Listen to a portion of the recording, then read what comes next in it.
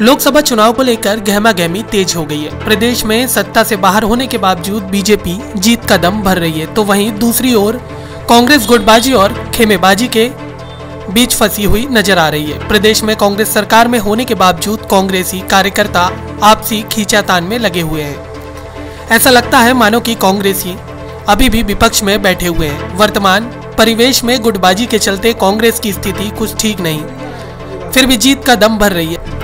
सूत्रों की माने तो भाजपा एक बार फिर सांसद फग्गन सिंह कुलस्ते पर दाव लगा सकते। वहीं कांग्रेस में दर्जनों दावेदार की लाइन लगी हुई है। कांग्रेस में महिला प्रत्याशी को चुनाव मैदान उतारने को लेकर चर्चाओं का बाजार गर्म है, लेकिन मंडला लोकसभा से अब देखना बड़ा दिलचस्प होगा कि कांग्रेस का चुनाव में प्रत्याशी कौन होगा।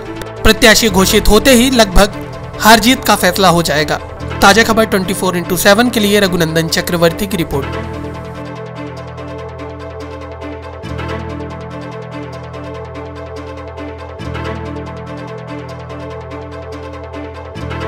आप चुनाव जीतेंगे?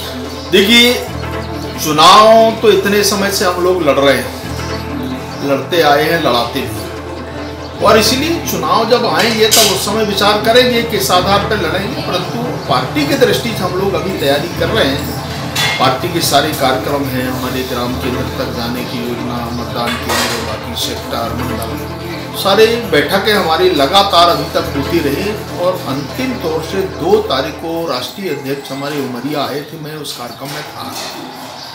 एक मोटरसाइकिल बाइक रैली का आयोजन पूरे देश भर में किया गया है। ऐसे लगभग 1 करोड़ नौजवान बाइक रैली पूरे देश भर में जो किए हैं, उनकी जो संख्या है, बहुत बड़ी संख्या में लोग इस बाइक रैली में उपस्थित हुए। तो मैं भी था। हम धिरवन से लेकर के शेहपुरा तक यहाँ तक आए थे। ऐसे हर केंद्र विधानसभा के अंदर 1-2 प्रमुख पॉइंटों में हमने किया, और हमारा ये 2 तारीख को एक अंतिम कार्यक्रम ये चुनाव की तैयारियों की दृष्टि से हुआ। बाकी अब हम चुनावी मूड में हैं, और जैसे जैसे हमारे कार्यक्रम आएंगे हम इस लड़ाई को लड़ेंगे। अभी पार्टी ने एक बहुत बड़ा निर्णय किया है। हमारे राष्ट्रीय उपाध्यक्ष और पूर्व हमारे मुख्यमंत्री शिवराज जी, प्रदेश अध्यक्ष, नेता प्रतिपक्ष गोपाल भाई, ये 3 लोगों का एक संयुक्त रूप से संवाद करने के लिए एक पूरे प्रदेश भर में सभी 29 लोकसभाओं में जाने का कार्यक्रम बना है, और ये इससे 9 तारीख से बना है। और प्रत्येक लोकसभा केंद्र के अंदर उस लोकसभा क्षेत्र में कम से कम 2 और ज़्यादा से ज़्यादा 3-4 ऐसी बड़ी सभाएं उन केंद्रों तक जाना। और जो कांग्रेस की नीति है मध्य प्रदेश में, कमलनाथ की जो सरकार बनी है, उस सरकार के खिलाफ में किसानों के साथ में जिस प्रकार का इनने धोखाधड़ी करके वोट प्राप्त किया है, और आज की तारीख में किसानों के अकाउंट में एक भी पैसा नहीं डाला, और ये कह रहा है कि हमने कर्जा माफ कर दिया। कर्जा माफी करने का जो आधार है मूलधन। सर, आपके चुनाव को लेकर कयास लगाए जा रहे हैं, उसको लेकर आप बताएंगे कि आपकी क्या तैयारी है चुनाव को लेकर? भारतीय जनता पार्टी की अभी चुनाव प्रबंधन समिति की अभी बैठक हुई थी 3 तारीख को भोपाल में,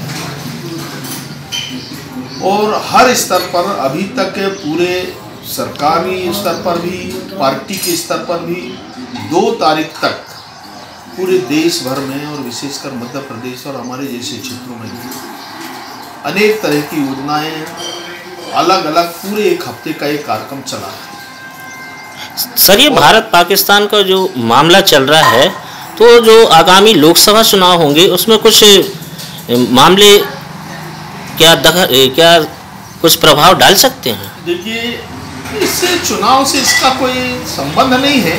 बीजेपी तो सत्ता के बाहर होने के बावजूद ताल ठोक रही है, लेकिन कांग्रेस काफ़ी खेमेबाजी में बटी हुई है, और चुनाव को लेकर कांग्रेस की क्या तैयारी है? देखिए, बीजेपी का तो पुराना आदत है ये ताल ठोकना। वो ठोकते ही रहते हैं ताल और हारते जाते हैं। कांग्रेस जो है जो कुछ भी करती बड़ी सोच विचार के करती है, गंभीरता से काम करती है। पुरानी पार्टी है, इतिहास है इस पार्टी के साथ। तो कांग्रेस जब भी अपना कैंडिडेट फाइनल करेगी सोच विचार करेगी। इस बार कांग्रेस क्या महिला प्रत्याशी के ऊपर दाव लगा सकती है मंडला लोकसभा के लिए? देखिए, महिला प्रत्याशी तो हम चाहेंगे, अत्यधिक रहे, खाली मंडला नहीं पूरे मध्य प्रदेश में भी और इस बात को लेकर तो मैं स्वयं राहुल जी से कई बार बोल चुका हूँ कि हमको 33% महिला को टिकट देना चाहिए, मगर परिस्थितियाँ कुछ ऐसी बन जाती हैं कि वो हो नहीं पाता है। बट जितनी ज़्यादा महिलाओं को टिकट मिलेगा मैं उसका स्वागत करूँगा।